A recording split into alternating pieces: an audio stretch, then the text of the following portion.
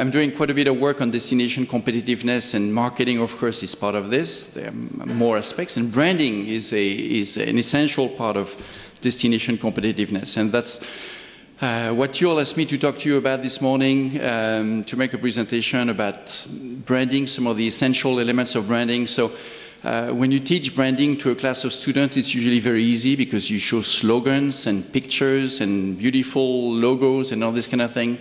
I'm not going to do that with you today. I'm going to try to get back to some essential, not only definitions, but also orientation that I think are important for destination branding. And whatever we're going to be talking about now can apply to national branding, obviously, but also to regional branding, local branding, destination cities, or even attractions. So, those are the different points that I'm going to be addressing. First of all, what is a destination brand? We'll try to address this because many people have many perceptions of what that can be. I'll try to address also what are some of the benefits of branding, not only for the managers, but also for the consumers and for the organization. I'll spend some time also trying to understand or help us understand how we form impressions or images of destination. And that's really important to understand how those images are formed in the mind of the consumers. And then I'll spend some time on destination branding, the process and principles. It's kind of a marketing management aspect here, but just telling you if you want to get into branding exercise and branding development exercises, what you should be thinking about and planning on. And then I'll look towards the connection that we have to make with the customer. Really, that's what branding is essential. That's what branding is all about. It's making connection with the customers, connecting with them with values, connecting to them with a certain number of attributes, and basically hitting them with their emotions. And that's, I'll give you a couple of examples to that. Future of destination branding, to me, is very much related to this. To connecting with the customers and working on their emotions, and all this leads towards destination competitiveness. And I won't go very much into this, but I'll show you a model on which I'm working at the moment that I think may be helpful to you in understanding all this. All right. So, a few definitions to start with. Destination brands refers to destination competitive identity. And again, see the link here between branding and competitiveness. I think it's really important to understand that when we're working on branding, it's not just about selling, it's not just about communicating to customers, it's really about establishing a destination as compared to other destinations in a competitive frame. And I take this from the UNWTO Handbook on Tourism Destination Branding. The UNWTO put together a fairly good handbook that is published by the European Tourism Commission and the UNWTO. They published that, I think, 3-4 years ago.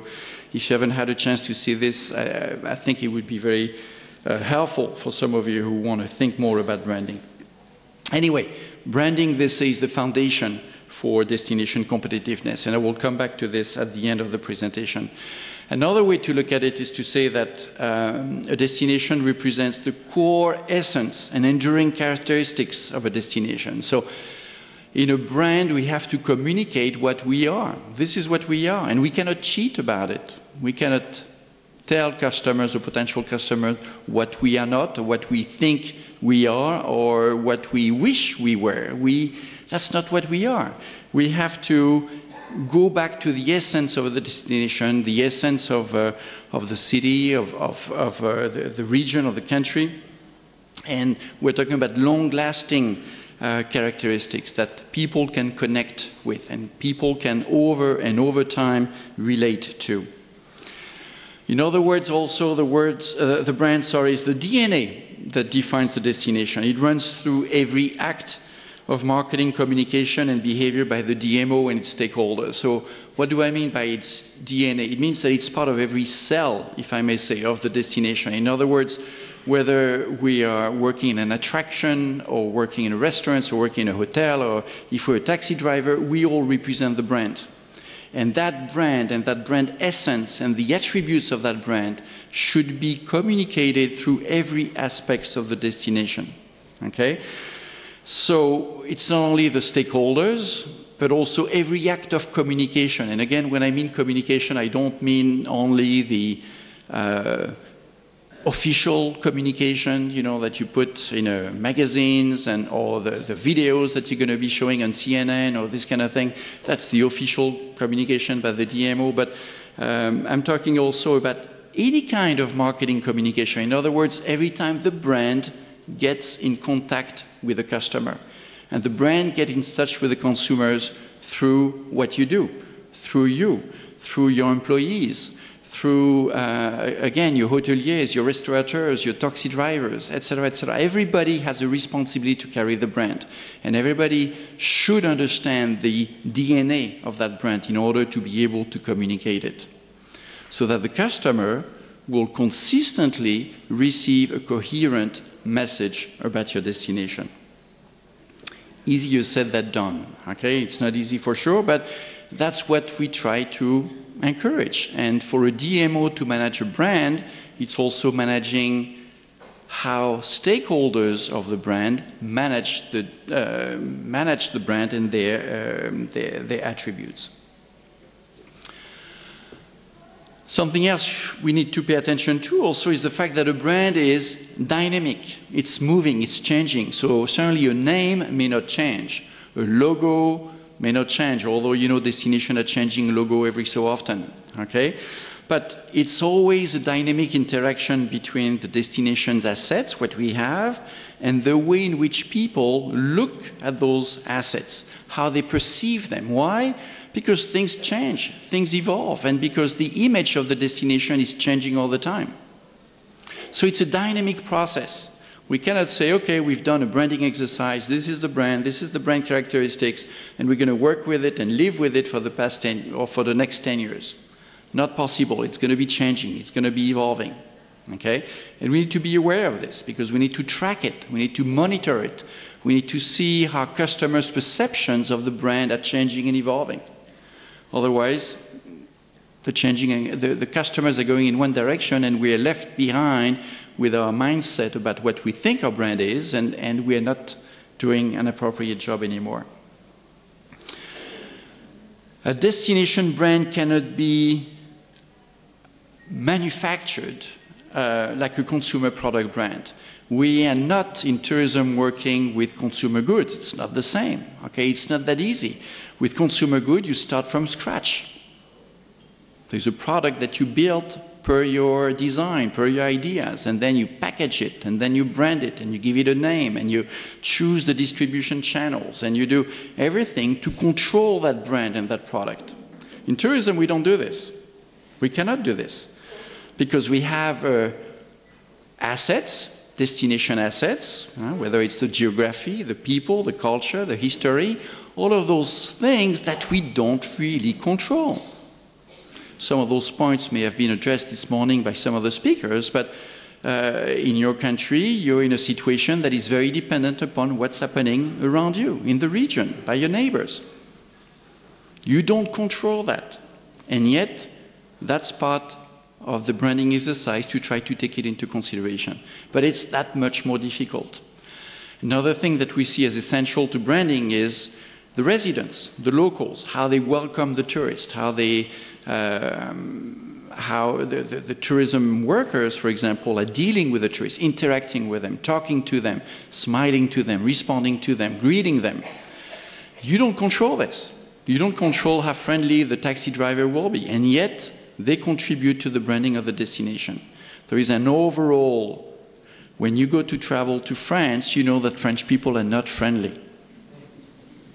You've experienced this. I experience this every day myself.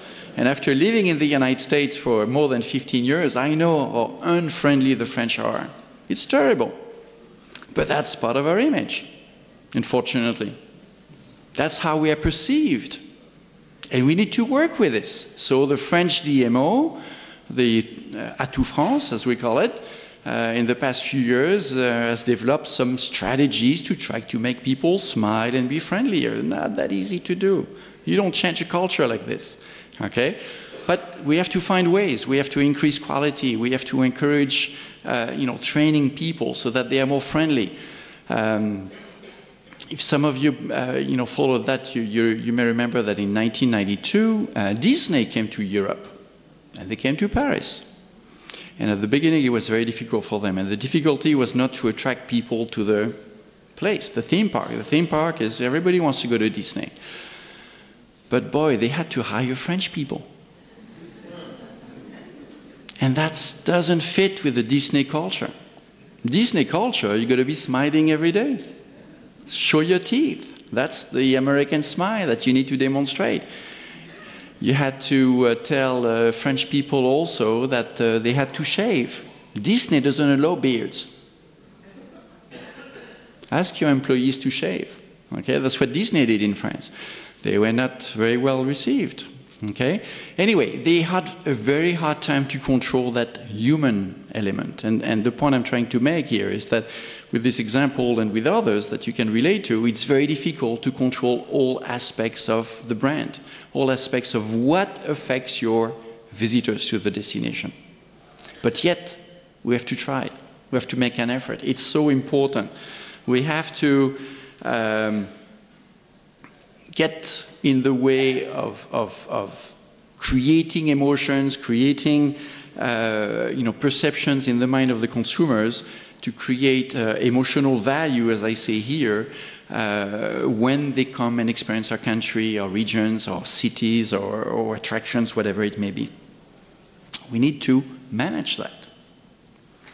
So, this is a quote that I enjoy that maybe will summarize some of what we're saying here. Unless a country always seems exactly like itself every time it pops up on the news, for example, in an advertisement or something like this, there is little chance that those few seconds will ever add up to a preference for its products, a desire to go and to visit the place, an interest in a culture, or, if we were prejudiced beforehand, a change of heart. In other words, changing people's mind about the destination. Okay? Basically, just putting a few ads on TV, just, saying a few things, a slogan, or it's not going to be enough. It's not going to work. We're never going to be changing people's mind. So we need to put in place a very thorough work, in-depth work in order to change people's perception if we want to do that. Okay? And in order to do that, we need to work with all the stakeholders. It's not just the tourism board that will be working on this. It's all the professionals. And it's not just the professionals, it's probably the residents as well. Okay? We need to communicate the value of tourism. When I lived in New Orleans in the United States, as you may know, was the murder capital of the United States. We had more than 400 killings per year. Okay, that's a lot. And that's a lot for a tourism destination. Okay? And it's a city that is poor also. That, it's one of the poor cities in the United States. And with very diverse population and very lower class African Americans suffering social problems, drug issues, etc., etc. And at the same time, we try to bring rich customers to New Orleans, conventions, exhibitions, business travelers, leisure travelers, people coming to spend, thousands of dollars to watch the Super Bowl or to go to the Final Four, or to go to Jazz Fest and all those different events. And we had a lot of problem working with the local population to make them understand the value of tourism because they didn't see it. And a lot of the work that we were doing with the CVB, the Convention Visitors Bureau, was to help them convince the local population that tourism was good for them too. Tourism brought tax money that went to the hospitals, that went to the schools, that went to all kinds of different things that even poor people could benefit from. And that's part of the branding strategy, because the poor people, they are there, they're in the street. They see the tourist. Okay? They communicate to them. They rob them sometimes. And God forbid, sometimes they even kill them. So we had to change that perceptions. Not an easy job to do, but it's part of the branding exercise. So, what does a brand bring to the customers? Well, first of all, it brings a personality, okay? It's values. It's specific attributes that we're trying to communicate. And we need to make that effort again to communicate those values and those attributes to the customers. A destination has a personality. A brand has a personality. It must be felt by the visitors who come. Another point, obviously, is that a brand is going to be distinctive. Think, if you work in tourism, about all the brands that look alike, that sound alike, for which there is no differentiation. If your brand does not differentiate you from your competitors, whether it's at the country level or regional level or attraction, hotel, brand level, you are failing your branding exercise. So you need to be distinctive, you need to be different, and you need to find what will trigger that difference again in the mind of your consumers. A brand has to be memorable. Successful brands are brands that people remember. Again, a country, a destination, a hotel brand, a restaurant, whatever it may be, it's something that we can remember. Hopefully for the good reasons, of course. Positive memories of it. But in our business, in tourism, we try to create memories. That's what we do. We want people to go back home and they remember their time, their experience.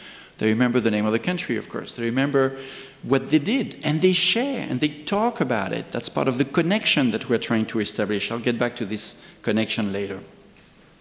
A brand also is an assurance of quality. You go buy things from brands that you recognize, not only because they are famous, but because you know that brand is worth it. And if it has quality, it's a promise to your consumers that you can deliver what they expect and what you promise to them. So again, in marketing, we talk a lot about making promises to the customers. Let's make sure that we can deliver on those promises, and let's make sure that our customers are actually getting those benefits. Customers know what to expect from the brand, and they trust us. They believe that the expectations will be met. So if we promise an experience through the brand, we need to deliver. We need to make sure that people are going to get that experience. Expectations should be met. Another point about a brand is that it reduces risk or perceived risk. Okay? In terms of branding, for example, if you go to a hotel, you know the brand name, you go anywhere in the world, you're going to go to Accor, you're going to go to Sheraton or whatever it may be, because it's a brand name you recognize and because it lowers the risk of making a mistake in choosing a hotel. It lowers the risk of making a mistake. And for any kind of brand, it's the same. For a destination, I need to identify some attributes that are connected to the destination that will tell my customers, come, you won't be disappointed. There is no risk in coming here. When I say risk, of course, you're going to be thinking about safety and safety issue, I think that was addressed also this morning, and that's important also to communicate, obviously. It's a key issue here. But it's also the social risk. In other words, how will I be perceived when I go back home after saying that I've been to country A or country B?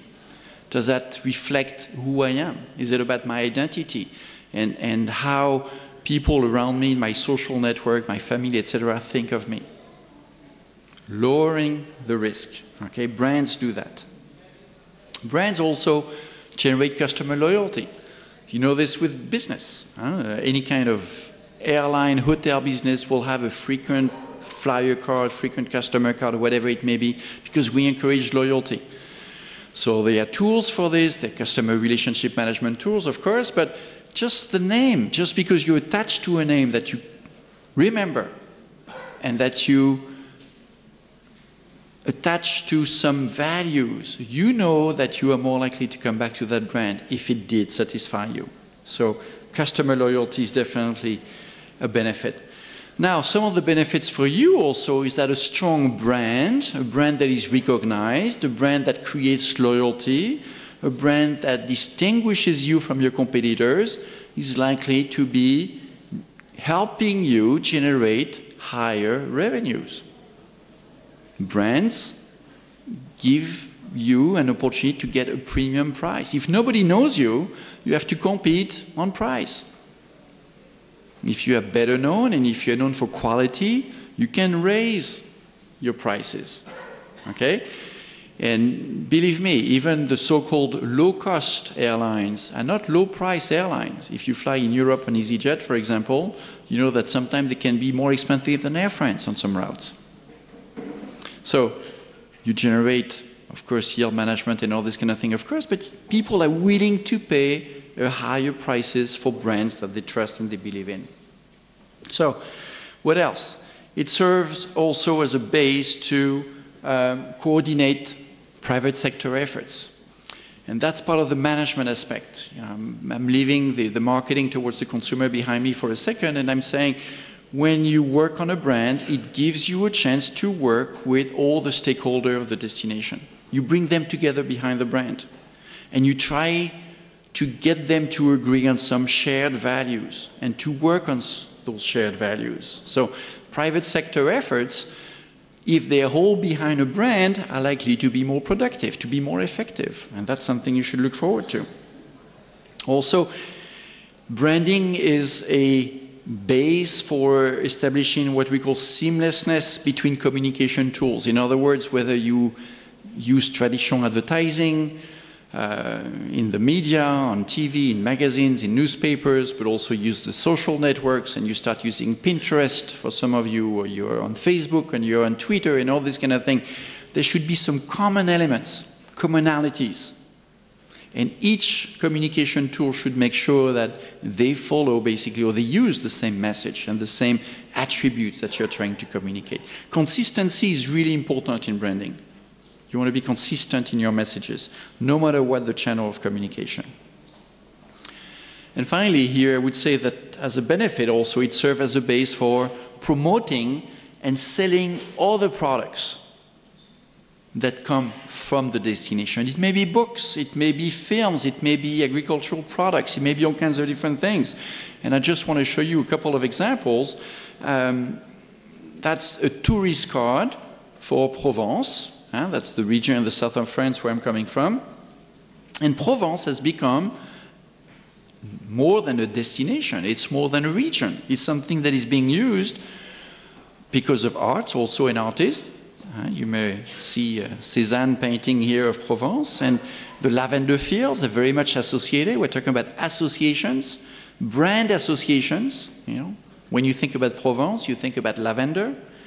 When you think about Provence, you may think about the wines, the Côte de Provence, as you may know. You may think about some cooking books or cooking recipes. You may think about perfumes, of course. Think of Grasse, that is the capital of perfumes, right on the edge of Provence. You think about books like this that have been sold, and that's just an example. There are many such books. Pastis, for those of you who like to drink pastis or Ricard on a hot summer day.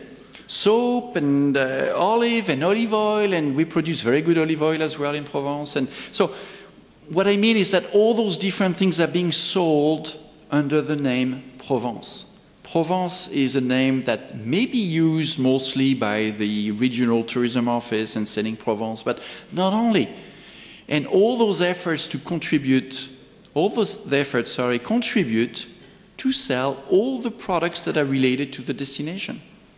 From food to soap to other products, you know, the made in Provence or the made in Israel or the made in Germany or the made in whatever should be connected to that brand. Okay? They all carry the same message of quality, and they all reinforce each other. When you see something that reminds you of a brand and something else and another thing, all of them contribute to the same effort. Establishing a brand name, establishing attributes in the mind of the customers. So, how do we form images? Well, images are key because that's how the consumers perceive our destination, and there are all kinds of ways by which customers are paying attention. It's my first time in the Middle East. It's my first time in Israel. So, of course, most of my images, we've been talking about this yesterday, have been formed by news media report. That's how I hear about this country.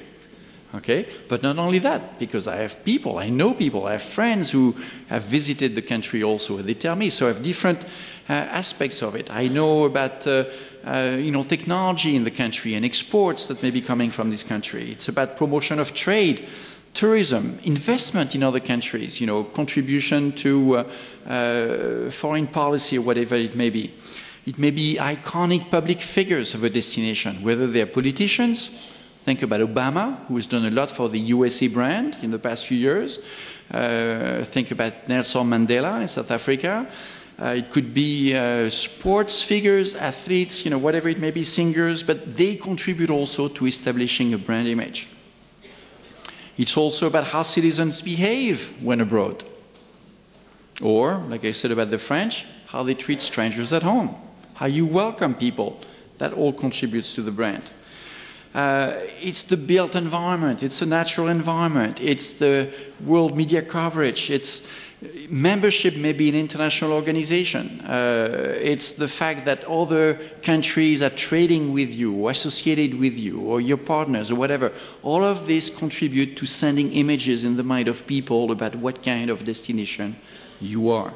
The cultural expression, whether you are inclusive or exclusive of culture or of other cultures, sports and entertainment, what you give to the world basically, the benefits to others, the good, the community good, the goodness of the culture, and what you take back. All of this contributes to forming people's images. So you see that when you develop a destination brand in tourism and you just put a few spots on TV and you say, oh, come to this country and this and that, it's not going to be enough. You have to think about all of this as well, and you have to work with all of this. That's part of the messages that contribute to forming people's images. And we have to take this into consideration, and we have to take advantage of what we know works. What are the benefits that works for our visitors? So, now, forgive me, but I'm doing a few recommendations in terms of branding management. Should some of you want to get involved into some branding exercise, it's not something that you're going to be doing overnight. You're not going to do it in a week. It may take you months. Okay? It's going to take you efforts with several stakeholders. It's going to require that you do some research. Of course, destination audit first, a SWOT analysis about what you perceive to be the strengths and the weaknesses of the destination, the opportunities and the threat in terms of image. Okay, we have to think about this. That's the first thing. But it's also the market segment analysis. Who are the markets? Who do we want to attract? What do we want to be? For whom? Do we want to be something for everybody? Do we think about all potential visitors worldwide as potential customers? Probably not. You need to focus on 1, 2, 3, 4, 5 markets, I don't know. But once you know them, you have identified them, you need to really know them. So understand them. Do some tourist perception research. Perception research is not enough with the tourist. It should be conducted also with the intermediaries. And we know the intermediaries have leverage. The intermediaries are the travel agents, the tour operators.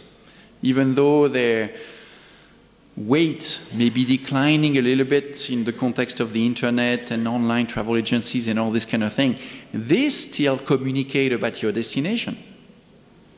They want to sell your destinations because that's how they make money. And so they will find whatever they think is appropriate for them to sell the destination. You have to make sure it corresponds to what you want them to say. It corresponds to what your brand is all about. So you need to understand how intermediaries perceive your destination.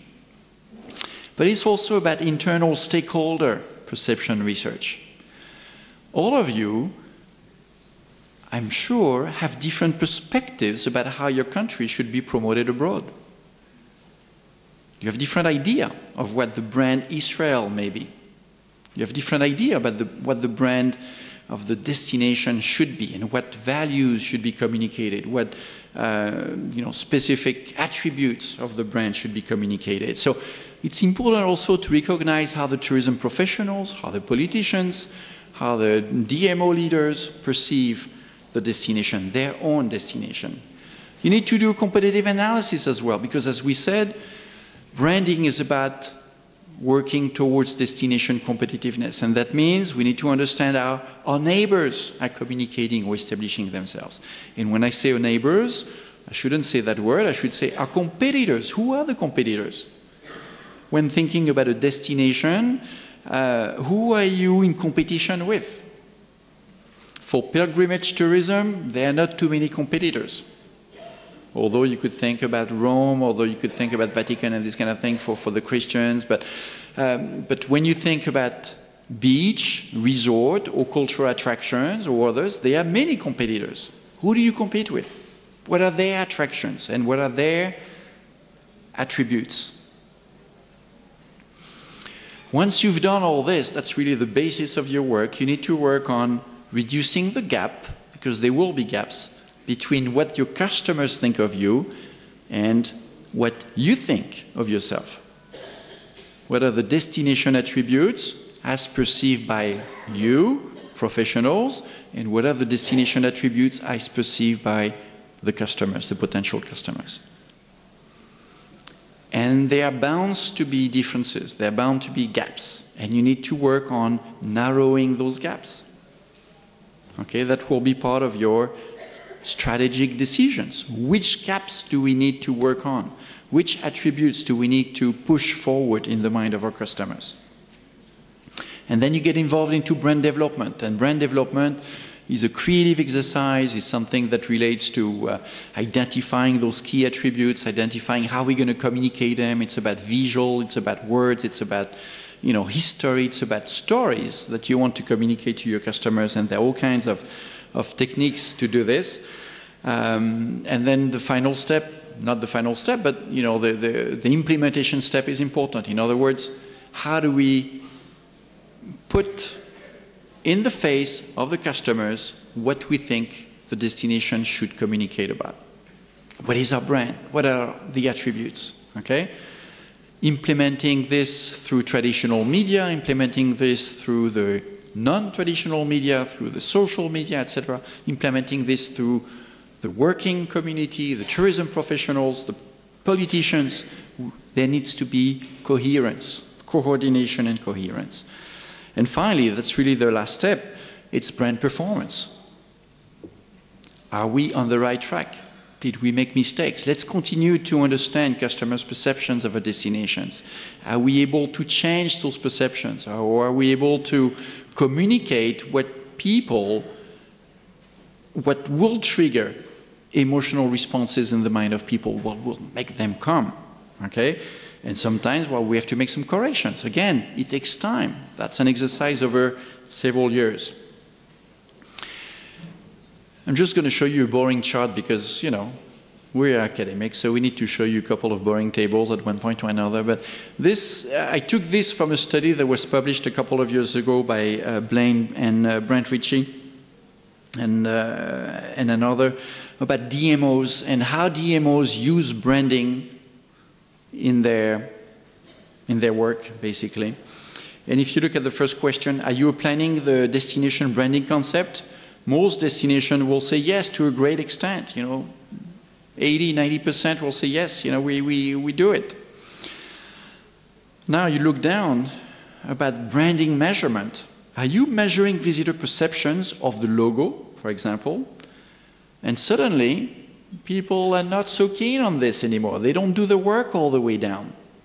They are not measuring how the customers perceive the slogan, perceive the logo, perceive the attributes that we're putting forward to them. And if we don't do that, it's like shooting in the dark. We don't know what we're aiming at. Are you measuring visitor perceptions of the destination image? Very important, and yet only maybe 30% actually do it. So few DMOs, and that study was conducted in the United States and Canada, few DMOs will be actually working on the branding strategy all the way to measuring perceptions of the brand, perception of the slogan, perception of the logo, if that is what you should be looking at. Are you successful in creating your desired destination image? And you see that you know, the jury is still out. Not that many destinations think that they are successful. But that's what we are tending to. That's what we are making efforts towards. So, attention, when we are managing branding, there are some risks. Stakeholder interest. You know, the hotel association, the south of the country, the north of the country, the politicians, political compromise, dishonesty. We want to say things that we are not, and we try to lie about who we are. Unclear thinking about what our destination is. And all of those things, well, lead to a brand that is typically, we've seen that in some countries, that is pretty boring because nobody really agrees on a strong message, on a message that is meaningful, on a message that relates to people's mind and that creates emotion. And so we have, you know, the bland brand. Come to the beach, nice and sunny, you know. Everybody is nice and sunny and everybody has a beach. Nothing specific about it, nothing moving, nothing that will really make us excited about it. And if you do that, customers will be ignoring you. So we need to move customers. We need to create emotions. And that's the next thing I want to talk about. Everybody knows Apple, and the big success of Apple is about the emotion, the emotional link that they're able to create with the customers. You know, they're Apple clubs, iPhone clubs, iPad clubs, and people share their experience, and you know, they go together and they go to the store, and the store itself is an experience. And once you have that tool in your hands, you know it's an experience if some of you have it. That's the strength of the brand Apple. And as you know, they sell computers more expensive than everybody else. Okay? That's the strength of the brand. So, how does it work? Three things here that are important in communicating the brand, and of course there is the functional aspect. You know, does it work for you? And if I take the example of a phone, of course, does it work? Does it do what I'm supposed to do? The functional aspect, does it work basically? Think about it in the context of a destination for a vacation, you know. What are the basic needs of your customers? You know, they're looking for rest and relaxation, they're looking for meeting new people, you know. Did you deliver those basic services? Okay, it works. But then you have the emotional aspect. How does it feel? Okay, do I like it? Do I enjoy it? Does it make me smile? Does it make me happy? Does it move me? Okay, we create emotion. Emotions can be, you know, high or you know, strong or difficult sometimes. Sometimes we want to make people cry. That's what we do in some destinations or some attractions. But that's okay. That's the objective. How does it feel? We want to create feelings. And finally, the last aspect is about self-expression, about congruity with who people are. Is it me? Does it relate to my persona, to my identity, to my culture maybe? Does it fit me? Is your destination, is what you have to offer something that I can relate to? So those are the three main questions I think that you will have to think about in your branding exercises. So now, a new paradigm from destination. I say we are trying to go from attracting more visitors, more times for more money to visit the destination. That's kind of the traditional marketing, the sales approach to marketing, towards considering the guest as a partner. Somebody who is linked to our value. They are linked to our value because they understand us. They are linked to our value because they are our partners. Our experience, our feelings. And if we're able to connect to people in such a way, themselves, they will be the ambassadors of our brand. They communicate about their brands. Look at what the new media, the new social medias are doing. Whether it's Pinterest or Twitter or Facebook or TripAdvisor and all this kind of thing, people love to communicate to others, to their network, to their tribe, to their communities, what they feel. So we need to think about our destinations in different ways in order to create emotions, because that's what moves people. Go on Facebook and see what people are communicating on Facebook. They communicate things that make them happy, make them excited, make them, you know, something that they want to share because it's new, it's different. Emotions, okay? And we need to provide guests with experiences, obviously. Otherwise, we may be putting new products new tourism products, new destinations, but for yesterday's customers. What I mean by yesterday's customer is the people who just saw an ad in the newspaper. They say, I go there and that's it. Stay on the beach, don't do much, or, visit a museum. People want emotions now. And that's what we have to work towards today. From a commodity to a product with an emotional history. Look at this egg. Why are you buying eggs that are twice as expensive as some others? Those are the bio eggs. Because those eggs tell a story. They tell a story about ethical raising in a nice farm, the happy chicken in the green field. It may be about rural romanticism, about the good old time, in opposition to this. So you are willing to spend more money for this kind of message for your destination. Okay? In other words, you compare this and that. Creating meaningful experience on the beach as opposed to putting everybody together next to a big building. The bottom picture was taken in Israel and the top one is in Spain, by the way. So, very quickly to finish, I know Joel is saying, finish, almost.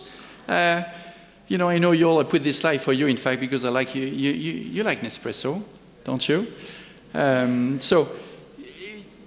In tourism, it's the same thing. We are trying to move away from things that everybody has. The beach, everybody has a beach. The sun, we got the sun. Many destinations have the sun. Let's try to move towards something that will move people. Beyond just the packaged product or just the basic service, coffee at McDonald's. The real experience is the Nespresso experience. Something that people can relate to and that people communicate on Facebook. Okay? So, new customers. All of these things are because we have new customers. All of those new customers have smartphones now. They are the young people. They are the Y generation, okay? They want to know everything. They're all about content. They want to live an experience. It's about cross-channel. Through all the channels, even in communication, even on their computer, even on their iPad, they want to live an experience. These people, these young people who are adults now, they are the master of their universe, okay? They are in control. They want to be in control. They control absolutely everything. And you need to give them that opportunity when they book, when they buy, when they travel, to be in control of their destiny. They are a star. Customization. Each product is developed for them and only for them. And they want other people to know it. And they communicate. It's all about the community aspect that we are working on now in marketing. So, we have to do this from pre-consumption to post-consumption. We used to do marketing mostly to attract people, sell them something, and then goodbye, see you later. Now we have to work on branding before, during, and also after. When people are gone and when they are home, we need to keep in touch with them. And in other words, really pay attention to being consistent. I will finish on this because Joel is here, so that means that branding should be consistent. That's really, if there is one thing you should remember from this, is that branding through all your communication strategies, through the product strategies, through the service development strategies, has to be consistent. Communicate the same values. Thank you very much.